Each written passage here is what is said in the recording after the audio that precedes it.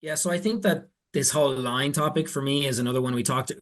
Dave used the word earlier, PTSD, about tickets and pricing and everything in store. For me, this is another area that when you think about it from now, let's switch it to the consumer lens rather than the in-store kind of operation lens.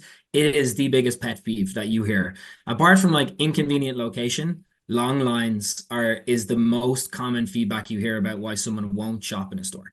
And Mhm. so whatever options can be put in place to reduce that friction for me are a positive every single time. Because I don't know if you've ever heard a consumer say, "Hey, that thing that made me get through the store quicker, I really hated it." Like it just doesn't really happen that often. And so the two options for me, the two things to touch on here, deli, like absolutely, again, I would say no brainer. It's a little bit like an old school method of like pulling a ticket, right? You pull a ticket, Right. they serve you. It's just been brought into the modern age also has multiple use cases, right? You can use it for floral, you can use it for fresh bakery, you can use it right the way across the store to make it more self-serve. And in a number of cases, people don't really need the interaction with the person behind the counter. They literally just want their packet of sliced ham. They don't need anything Hmm. else. So for me, that's very clear and also kind of easy to implement in a lot of places.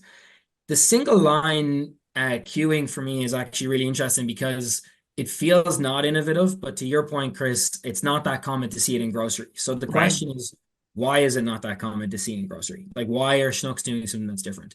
Great And for question. me, that probably comes back to a little bit of grocery conservatism. It's always been done a certain way, so we're all Hmm. going to continue to do it this way. And there is a very clear, like the correlation I will put here is Trader Joe's. When you're at Trader Joe's, it's a single line. And I would say that universally people say they get through a checkout in Trader Joe's quickly. That's If true. you've That's a ever good point. been every single time, if you're in the Trader Joe's in like Manhattan, which is I think the most exciting one because the lines go all the way to the back of that store, Right. you move through it in like 5 or 10 minutes and they're super fast. So you're constantly having this feeling of motion. I don't think you actually get through the lines faster. But because you're constantly moving, there's a psychological impact there that people actually are kind of reducing friction. The other point here, and Trader Joe's do an awesome job of it, and from the video I saw, Schnucks, they're doing good. You also bring everybody past the exact same set of products. And Yep. so now Mm. you know that you have a planogram that you can put a high Mm. margin, high impulse, expandable Interesting. consumable items. Whereas in a traditional grocery store, it's like, what do I put on checkout one? What do I put on checkout Right. four? How do I figure it all out? Well, this way you just put all the good stuff in one row and you get Yeah. actually The for sales. Sephora effect The of merchant in me grocery. loves Yeah. that. Oh my 100%. God. Yeah. Yeah. David, anything you'd add here? I I uh I agree with John. Um I think there is an aspect of a single line queue that is optimized. Now, when you look at it from the collective group, I believe it is faster. I think individually, if you get lucky and go to a smaller line, or if there's, someone ahead of you has less product, then obviously you lucked out.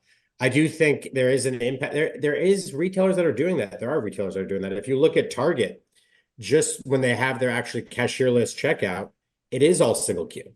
Hmm. Yeah, And you're so right. what is interesting is that most actual retailers have a level of single queue. It's just Hmm. not with traditional checkout.